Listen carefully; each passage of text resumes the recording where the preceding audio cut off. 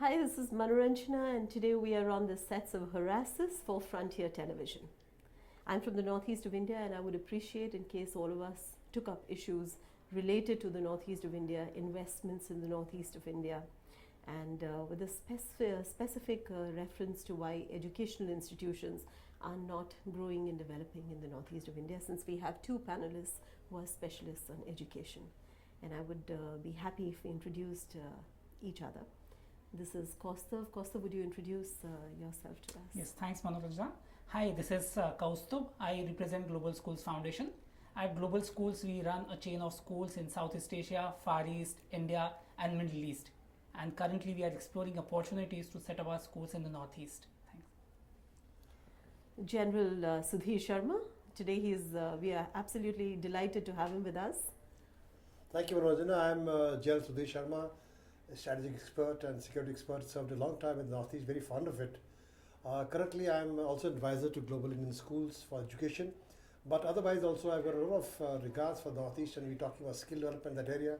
I'll be happy to talk about it as we go along. Absolutely. And today we also have with us Dr. Hari Krishna Maram from Bangalore Imperial College. Yeah, it's a pleasure to be part of this panel, and it is a very I can say relevant topic to discuss, because India without Northeast, nothing. So I think there is great opportunity at Northeast. Definitely we can share a couple of things. What exactly? I represent Imperial College, India. We are based at Bangalore. We have a different verticals. We have a full-time programs. We are also into online education, where we are reaching a lot of countries and a lot of places through online education. Right. General Sharma, the first question to you. Right. It's a short, crisp discussion. Would appreciate if you answered the first and most relevant question about the Northeast, which is, why is it that the 8 sisters, earlier the 7 sisters, why is it that the 8 sisters have been neglected, and why is it that the opportunities, like you said, in terms of skill development, in terms of security, economic development, why are we lagging behind so desperately? I'll put it across in 2 to 3 ways. First of all is that it took a very long time for assimilation of these sisters into the Indian mainstream because of infrastructure problems to start with. Since it was not so well connected and Indian government neglected for such a long time, just reaching out to that place involved changing 3 train gauges just to arrive in the little part of Northeast India, and therefore it got neglected because once you could not reach out to it. Secondly, language-wise also it took some time for people to assimilate, so it got neglected in a very big way. In fact, it's the most beautiful part of India. In fact, one more problem I find is that sometimes putting Northeast in a cubbyhole of Northeast is sometimes doing disservice to the individual states and people who are there, who are very, very different but very good. And that also has contributed to it becoming Northeast, and it stops at possibly Guwahati, Barani, and we don't even reach out to Arunachal and Deep South. So that's another area which has caused some concern. But having said that, I'm sure that this time again they've appointed a general who has been in the Northeast for a very long time, Minister of Northeast Affairs. I hope, unlike the past government, this government delivers on its promises to bring Northeast into the mainstream in the true spirit of India. And right. That could happen if we go ahead straight. Right. We have General VK Sharma now, who's No, it's General VK Singh. General VK Singh. Who's the Minister for Northeast Affairs. Minister for Northeast Affairs. Affairs. Commander of Eastern Command, and he served twice with me in the East, so I know he's got a great love for the Northeast. I hope he can deliver some of the vision that Mr. Modi or the government has, and so right. far. The Department of Northeastern Affairs was actually the brainchild of the NDA government Yes. last. So they do seem to have an absolute focus on the Northeast, and we hope that Mr. Modi's focus on the Northeast will deliver results, as you said. But do you think the mindset of the Northeast needs to change, and the mindset of people at large in the country need to change? It isn't just the government focus, because for the last 10 years, there has been a Department of Northeastern Affairs. There have been an increasing number of fund allocation for the Northeast, but there has been very little change. So do you think the mindset of the people at large needs to I be think changed? one of the things that needs to be changed is that I think there is skilling factor is a big thing in Northeast. I find that the skill set that people are trying to put across for Northeast has been limited to nursing, retail outlets, schooling. So they're trying to cubbyhole the people there into a certain skill set, which is not finding them integration into the country. And therefore I feel that the Minister of Northeast Affairs should focus on creating the skill set in the Northeast by higher education, technical education, various things, so that they can get meaningful jobs in various departments of India, and therefore they can come across and come to it. And that I think has been lacking. We have not given skills enough importance in the Northeast, not gone to the grassroots to pick up the correct skills and have put them into a lower skill job or limited skill job. That has been a big problem. I think we should address that issue. Yeah, addressing the same issue, Dr. Maram, would you tell us, you've been visiting the Northeast last 2 Correct. years, you've told me. Exactly. So what is it that entices you to the Northeast? What are the opportunities available for entrepreneurs like you in the Northeast? Actually, if you look at the kind of population we have in Northeast, looking at higher education, the numbers are very less. If you compare, the western part, southern part, are the number of students take enrollment in higher education is the lowest in Northeast. So when we analyzed why these things are happening, one is the corporate presence is limited in Northeast. We don't have a great companies which are based at Northeast and able to offer the jobs. So the student migration is very high in Northeast. The students comes to Bangalore, Pune, goes to Delhi, goes to Chennai. So that is what 50% of the student, they go to these places and they enroll for a higher education. The other thing what exactly happening in Northeast is a lot of uncertainty in the states like Assam, states like other place. And even the parents encourage students to go out of Northeast and study because they feel the kids are safe outside and they can You are referring to security related concerns. Security, the thing. And second one is the industry and job opportunities available at present. That is the thing. And the third one, since Kastub is here, the primary education foundation, that is also lacking in Northeast. When we analyzed just a couple of months back, looking at 20 states and comparing with 2-3 states of Northeast, the result in primary education, that is the 10th standard, is the lowest in Northeast when compared than any other state. The Right. percentage of people pass. I don't know what is the reasons. And again, if you look at the result of PUC, that is a 10+2, that is also lowest. Maybe the evaluation system is a problem or the foundation itself is a problem.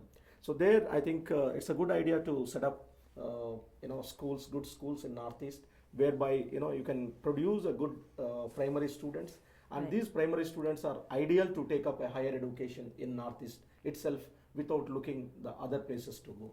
Right. General Sharma, Dr. Maram has just referred to security concerns for the Northeast. As you are well versed with security and strategic, of the Northeast, isn't it now that the Northeast is peaceful, isn't the climate just Yes. right for people to walk in, for entrepreneurs like both of them to walk in and set up shop? I think it is true that there has been a major improvement in the situation in the Northeast, and especially in the heartland of the Northeast, there has been a tremendous. In fact, if you recall, I don't see any incident in the past 1 year where you can talk of one incident which is taken in the Northeast which has affected any work of the people there. And therefore, the perception which is there is also required to be done perception management, that Northeast become now much safer than lots of places in the Naxal affected regions of Chhattisgarh, Jharkhand, Bihar, J&K, even Maharashtra in some areas. It's become a very safe and environment place. There are certain areas where there is certain amount of extortion takes place, but well below the national average in power. I think the Northeast themselves have to project themselves as a safe destination for investment. Something has to come from the Northeast by the media. They talk about it as a lovely place with lots of wildlife, but they should not start talking about safe, secure environment for doing business. That's something could happen. I think it's a safer place, much safer than what it used to be, and therefore there's no problem in going there and doing farming industry. Yeah, but there's no doubt about the fact that, even sporadic incidents like the Bodo Muslim conflicts that took place and, about 150 people were killed there. I mean, those kind of sporadic incidents mar the reputation that we gradually have been trying to build up. Media has been contributing. We are all regional media houses. We appreciate in case you talk good about the Northeast, and we constantly try to, our endeavor is to bring Northeast on the map of India. But you see sporadic incidents like the recent Bodo conflicts there mar the reputation of the Northeast, which is why many people. I just spoke to Ajay Piramil at your request. He said, we are already in the Northeast in a small way, and as things, as Northeast takes shape and policies take We'll go shape there. there in the Northeast, we'll go there. So that is by and large the attitude of the large industrial houses. Yeah. So that Which is what? chicken egg problem is taking place because once you have investments in that area, and job creation takes place, the youth, which is restive, gets diverted, and therefore the energies can be sucked into productive areas. But if investments goes into that area and we build more better roads, better airfields, better aircraft, and the military and the army and the police and the paramilitary sets in there, I think the overall security environment is changing. It'll keep on changing. It'll take some time. But time, I think, has come inflection point where we feel that security is safe enough for investment to go in, build jobs and do so, and we can do that. I think Right. that can be done. And I think it would begin by government encouraging tourists to go to the area. And opening up these and opening up lines and yes, closing them down yes, and exactly. creating that feeling that it's a safe, secure Yes, area. the ILPs are a big deterrent, and they Yes. would do away with the ILP system there, Yes, so could that be people done. can travel to Mizoram, Manipur, Arunachal, and see how beautiful those areas are. And they're there. Absolutely, I agree with you. Yeah, recently, Miss Universe visited the Northeast, Yes. Yeah. and in the history of the Miss Universe contest, never has Miss Universe actually Ever. set foot, and she was there to inaugurate the Tawang festival, which is one of the most beautiful festivals, and Tawang is one of the most beautiful destinations in the country today. So True. once she was there, I think she put Tawang on the tourist map of the world. I think Mr. Modi is going to visit Tawang in this year, because that's also a message to China, because Arunachal, the problem is there. Once Mr. Modi visits the Northeast and goes to all the states' capitals, especially Tawang, I think there's going to be a defining moment in the history, because China is going to shut up, India is going to say sorry, and more investment is going to come into it. Another point that I'd like to share with you is that with the Indian Army raising the armed forces against China in that area, we have just been told, and I'm privy to it by the cabinet, that we got clearance for nearly 10 of our very important projects stalled in the Northeast to go through, which is going to be nearly 10 to 50,000 crores worth of infrastructure coming up in terms of bridges on the Brahmaputra, Yes. in terms of roads, in terms of roads reaching out right up to Arunachal, helipads and airfields. That's going to create improvement in the security infrastructure of that place, job creation, wealth creation, and that is going to also create a feeling of more security in the Northeast. Right. That would be a wonderful endeavor. We've been writing and speaking about it because China has been building infrastructure Right up to along the borders. Yeah, absolutely, up to the borders. And of course, much as the two governments would deny, they've been very, very aggressive on the borders. And there have been sporadic incidents once, Yes. again and again, which have reminded, you've been in Tezpur. Yes. You could be reminded of the 1962 Chinese Absolutely. aggression. Absolutely. So it would be wonderful if the government did make that endeavor to put up more infrastructure, Absolutely. more bridges, more dams, and more energy. I mean, we're without energy in that region, and without education. And Yeah. educationists like both of us here would make their endeavors and set foot on that soil. But we got Bhutan, we got Myanmar, we got Bangladesh, energy-rich countries just bordering it. Yes. We just got to build a bridge with those countries to get it, because Myanmar is becoming friendly, and Bangladesh, they're full energy surplus states. We Absolutely. just got to tap it in and link them together with it, and with the road going Asian road, how it just passes through Northeast. I think we are looking at a real paradigm shift in the entire structure of Northeast. I just hope this government in the next 5 years can take it to the logical conclusion. Right. Especially so with the Prime Minister having made the first step forward by visiting Bhutan as the first country that he's visited. Indeed. Yes. Wonderful. Thank you so much for all. Thank you. being Thank with you us for- today. Thank Yes, you. thank And we wish the Northeast people a lot of good wishes and a lot of success. Absolutely. Thank you. I'll just add one more thing. See, essentially, often there is a big difference between perception and reality. And I think the perception that which is in the country in terms of Northeast being not a good place, not a restive place, there are some issues there, is not true to the extent if you were to kind of really compare the incidences which have happened in Assam with the rest of the country. And the data will prove that is significantly lower to the extent the issues are in Naxal areas, which are in Bastar, in Gadchiroli, in Maharashtra. And I think the only way to kind of really overcome this deficit between perception and reality is people to people connect.